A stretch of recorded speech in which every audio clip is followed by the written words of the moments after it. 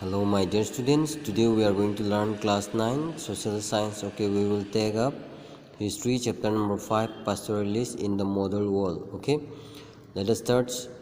We will read about the nomadic pastoralists. Okay, nomadic are the people who did not live in one place but moved from one area to another to earn their livelihood. Okay, in many parts of India we can see nomadic pastoralists on the move with their herds of goats, sheep and camel and cattle. Okay, look here.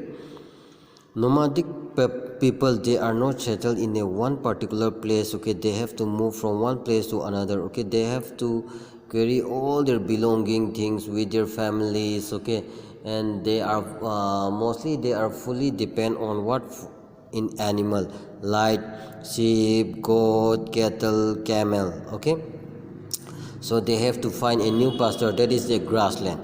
Okay, pastoralists rarely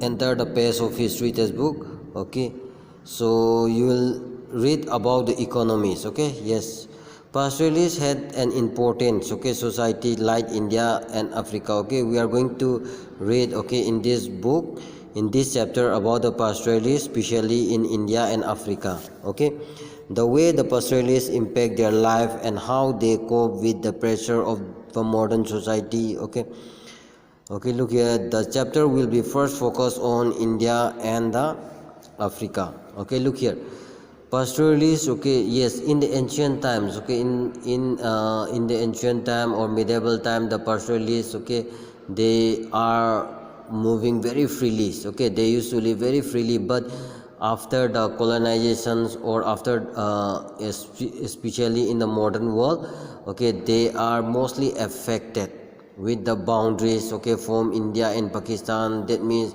even in Africa also they are forming so many boundaries, now that is international boundaries and political boundaries. So that's why they cannot move freely from one place to another. That's why their life, okay, that's why their life become affected. Okay, and the way of their livelihood have to be changed. Okay, so with the pressure of, if suppose they are moving, okay, suppose in summer time they will stay in one place, in winter time they have to go in another place. Okay, but they cannot move it now, they cannot move. Why? Because of that political boundaries. Okay, because of political boundary. Okay, we will discuss about these matters, okay, in this chapter. Okay, pastoralists, okay, pastoral nomads and their movement. Okay, even today the Gujar, okay, Bakarwals of Jammu and Kashmir are great herders of sheep and goats. Okay, yes, many of them migrated to rich region in the 19th century in search of pasture for their animals. Okay, gradually over the decade they established themselves in the area and move annually between summer and winter ground. Okay, look here, especially in winter what happened, yes, they move annually between summer and winter. Especially in winter the high mountains are covered with snow, so they have to move down, okay, to the low hills of Shivalik, and the dry scrub forest here provided pasture for their animals. Okay, but when the winter is over again, in the summertime they have to move to where, in the high hills area, that is in the mountains. So there they provide fresh grass. Okay, while they are moving upward they are crossing the Pir Panjal passes also. Okay, they enter the Kashmir valley. Okay, and in the summers, okay, what happened, all the snow were melt down and there was lush greens. Okay, this that plant provide a nutritious food especially for the animals. Okay, this is how they are circling. Okay, in winter they come down, in summer they move up. Okay, yes, in different part of the mountain, the Gadi shepherds and the Himachal Pradesh had a similar cycle of seasonal movement. That means they are the seasonal movement. Okay, even in Himachal Pradesh, this Gadi shepherd also, they are doing this same process. Okay, so this is happening. And another, okay, another Garwal and commons and Gujar cattle herders. Okay, they are also what doing the same process. Okay, they are doing the same process. This pattern of cycle movement between the summer and winter pastoral was typical of many pastoral community of Himalaya, including Bhotiar, Sharpers, and Kenoris. Okay, this is what not performed by only one community. It is performed by so many tribals communities or many communities. Okay, or you can say that the pastoral communities, especially living in the Himalayan region, this seasonal, okay, this seasonal movement they have to move. Okay. And next is what on the plateau and plain and desert. Even in what is happened now, we have already studied about the mountainous. Now we are going to study about the plateaus. Okay, plateau, pastoralist, plain, and what about desert? Okay, all the pastoralists operate in the mountain. They also to be found in plateau, also even in plain area, even in desert area. Okay. Dangadar were the important pastoralists, okay, community of Maharashtra. Okay, the Dangar, okay, they are the important pastoral community of what Maharashtra. Okay, in the early 20th century of their population, in the estimate that 467,000, most of were suffered. Okay, yes. Some were blanket weaver and stills, others were buffalo herders. Okay, Dangar sufferers stay in the central plateau of Maharashtra. That means this Dangar plateau, Dangar sufferers, they are all stay in where, in the central plateau of Maharashtra. Okay, during the month of monsoon, in this was the semi-arid region in the low rainfall and the poor snow. Okay, poor soil. So it was covered with thorny shrub. Yes, it is very common. So dry crops like bajra, they are shown there in the monsoon time.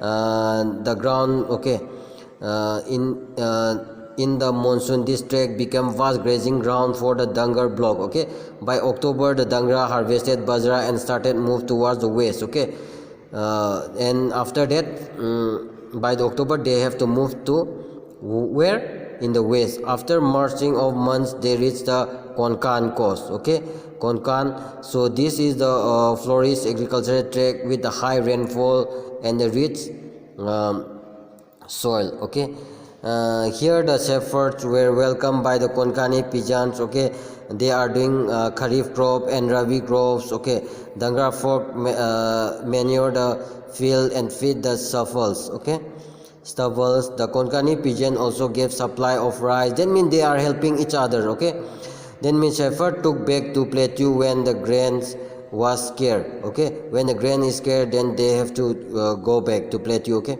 with the onset of monsoon, the Dagar felt that the Konkan and the coastal area where flock returned into a settlement of dry plateau.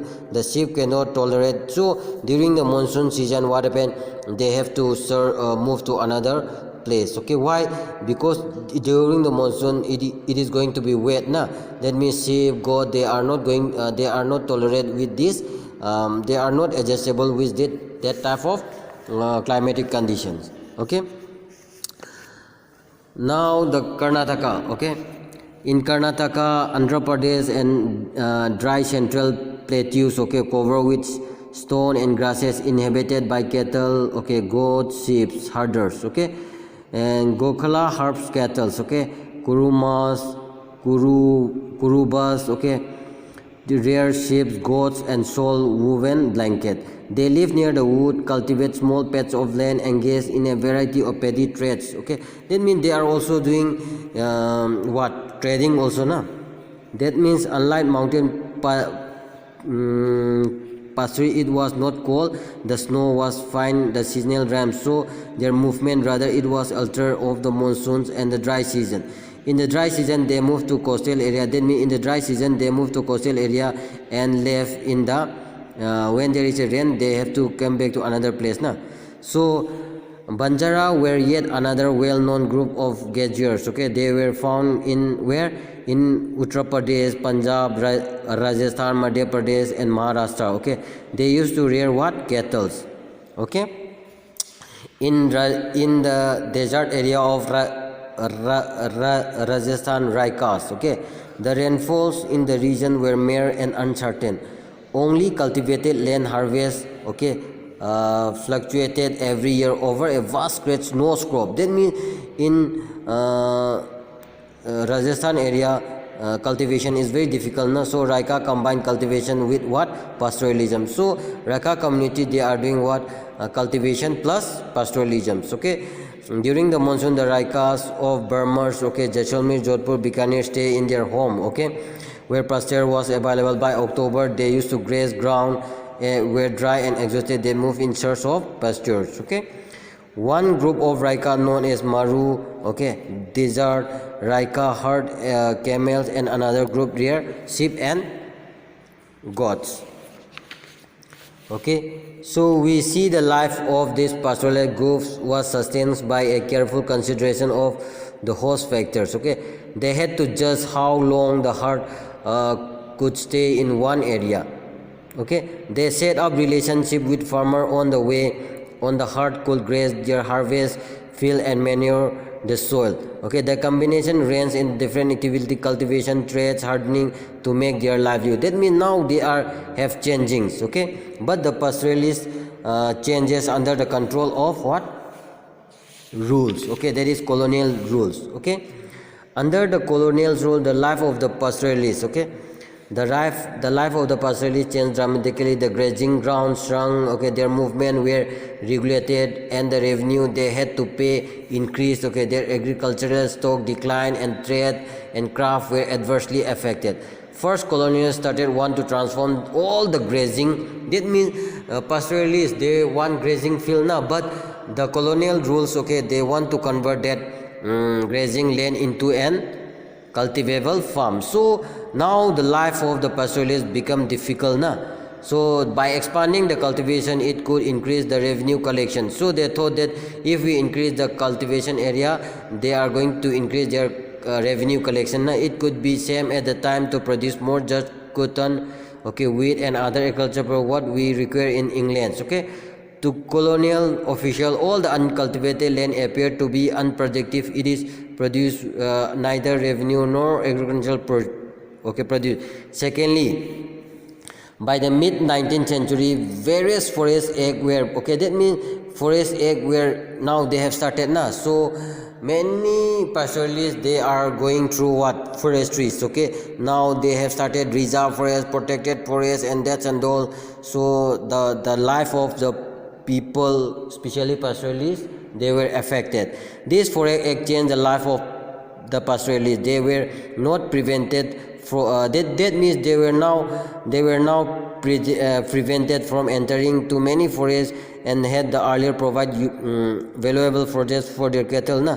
So before colonial rules, okay, they can enter the forest and they can do grazing for their animals, but now they are not allowed to enter in these areas. Okay, now the life become very difficult. Okay, so the third point is the British officials, okay, were suspicious of nomadic life. They trusted mobile craftsmen and traders who walk their good village, and pastoralists changed their life, change their place of residence, dry season, moving in search of good pasture for their herd. Okay, the colonial government wanted to rule over the settled population. Everyone, rural people, to live in the village in a fixed place, fixed right for particular field. Such a population was easy. That means the people of village people, they want to settle in that area, but this had been not adopted by all the peoples. Okay, so they cannot move in the what?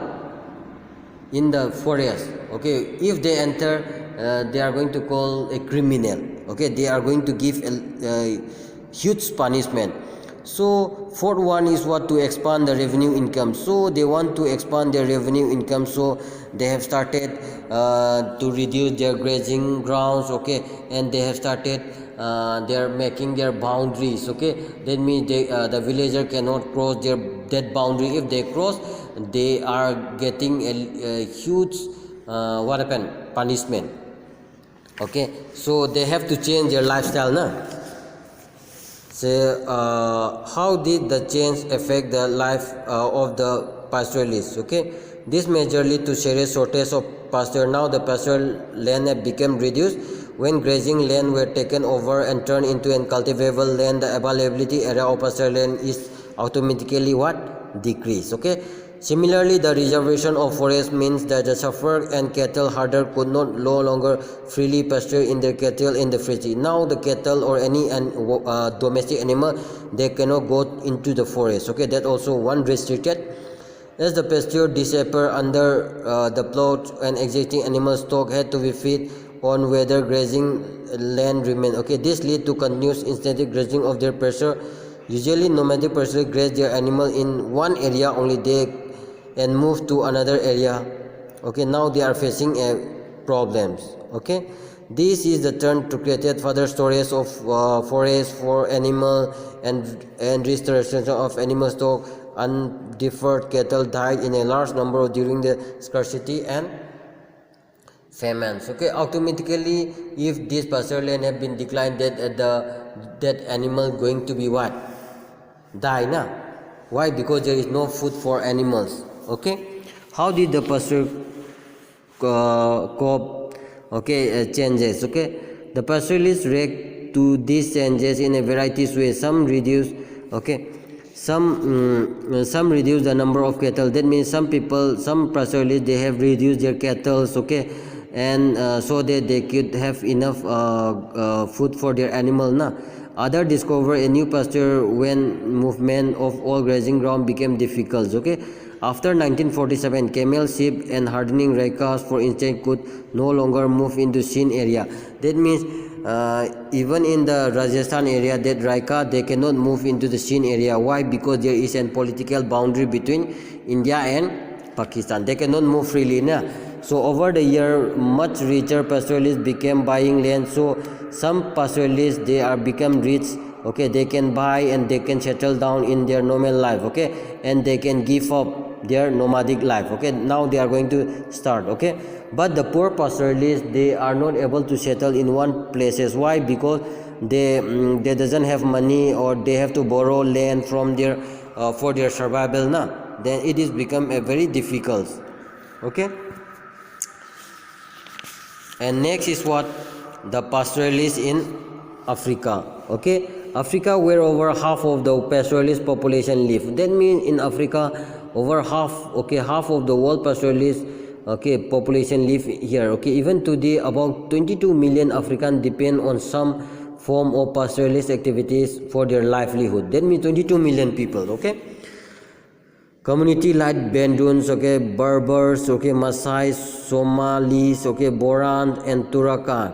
Okay, most of them live in the semi-arid grassland or arid desert where rain feed. Okay, agriculture is difficult, so they raise cattle, camel, goat, sheep, and donkeys. Okay, and they sell meat, animal skin, and wool. Okay, some also earn through trades and transports, and other combine the pastoralist activities with agriculture. Okay, still others do varieties of odd jobs to supplement their measures and uncertain earning of pasture. That means they are doing some additional work, okay, with pastoralists. Okay, like pastoralists in India, they live, the pastoralists have changed dramatically over the ecology. That means like in India, okay, in Africa also they have changed their lifestyles, okay, during the colonial and the post-colonial periods. Okay, we will discuss this change by looking the pastoral community in the Maasai. Okay, in the some detail. Maasai cattle herder primarily in the East Africa. There is 300,000 in the South Korea, and another 150,000 in Tanzania. Okay, so we will see the new land and regulation took their land and restricted their movement. This affected their life in times of drought, even reshape their social relationship. Where have the grazing land gone? Okay, Maasai have faced it. This is a continuous loss of the grazing land. Before colonial time, Maasai land stretched over a vast area from North Kenya to escape to steppe of the northern Tanzania. That means they can move freely, but after making of what the British making that the British Kenya and German Tanzania, okay, that means they have made a separate boundary, okay, boundary, so they cannot move freely now. Before that they can move and they can search in into the steppe. That is, the steppe is the grassland, okay. So but now they are not able to move, okay. That means Maasai lost about 60% of their pre-colonial land, okay. Now that the Maasai, that means they have lost, okay, that about 60% of their land. They were confined in the arid zones only. That means now uncertain rainfall and the poor pasture. That means semi-arid is what? Very less grassland. Na? So after the late 19th century, the British government in East Africa also encouraged local peasant community to expand cultivation. That means after coming of British colonial government, East Africa, that means the people who are doing pastoral, okay, they are encouraged to convert, okay, to do cultivation, okay. So as the cultivation expanded, pasture land were turned into and what? That pasture land they have converted into what? Cultivable land. Na?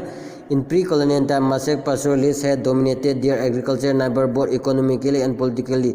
By the end of colonial law, the situation land reversed. So the large area of grazing land were also turned into a game reservoirs. That means after what colonial rules, okay, that their land becomes what? Reserve, like National Park in Kenya, okay, Samburu National Park in Kenya, okay, Serengeti Park in Tanzania. Pastoralists were not allowed to enter in that particular reserve area. So now the life of the Mazab become very difficult, okay. The loss of the finest grassland and the water resource created pressure on the small area of the land of Mesa were confined within.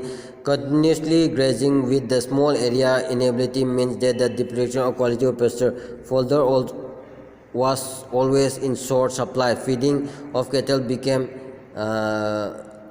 pre-resistant problem. So now the grazing area become very less. So now the animals are facing a problem, okay. So they cannot provide the food for their animals, okay. The border are closed. In the 19th century, Africa pastoralists could not move the vast area in search of pasture. Now they cannot move, okay. Why? There is a boundary, okay, and there is a boundary, so they cannot pass that boundary. If they cross, they are going to be punished, okay. So pastoralists, they are not allowed. That means these pastoralists, they are not allowed to enter in the white in the market of white area. So they are putting what? Separate, na? White settler and the Europeans saw the pastoralists are dangerous. That means they thought that these pastoralists are very dangerous, okay. So their contact, it become minimized. They are separated from white peoples, okay. So cutting off all links, so their life become what? Very difficult, okay. So black labor, that means the white people, the white colony, they have to depend on the black peoples, okay, for as a worker for building road or towns like that, okay. The new territories boundary and restricted imposed them suddenly change the life of. Now they have to change their lifestyles, okay. Why? Because that means all the pastoralists have been reduced and they cannot move freely now. So when pasture die, when the pasture become dry, the life of the people become what? Very difficult. So that the animals, okay, animals population is also what? Reduced, okay. Look here, 7,000 to 200,000 cattle, okay. That means 820,000 sheep and 171,000 donkeys, okay. During the droughts, okay, they are what? Their half of the population have been always died, okay. Why? Because the pasture become dry now, so there is no grass. Then automatically they are going to face a problems, okay. Not all everywhere equally affected, but they are not equally affected to all the communities, okay. Meshach land as elsewhere in Africa, not all the pasture were equally what? affected by change in the colonial period. In the pre-colonial time, Masak society was divided into two social, the elder and the social. Okay, the elder is the ruling and the younger are the warriors. Okay, so young men to recognize as a member of warriors, so they prove that there are the manliness for raiding cattle or other pastoral group participating in the war. Okay, look here. To administrate the affair of the Maasai, the British introduced a series of measures that had been important implications. They appoint the chief of different subgroups of Maasais. Okay, the British imposed various restrictions on raiding and the warfare.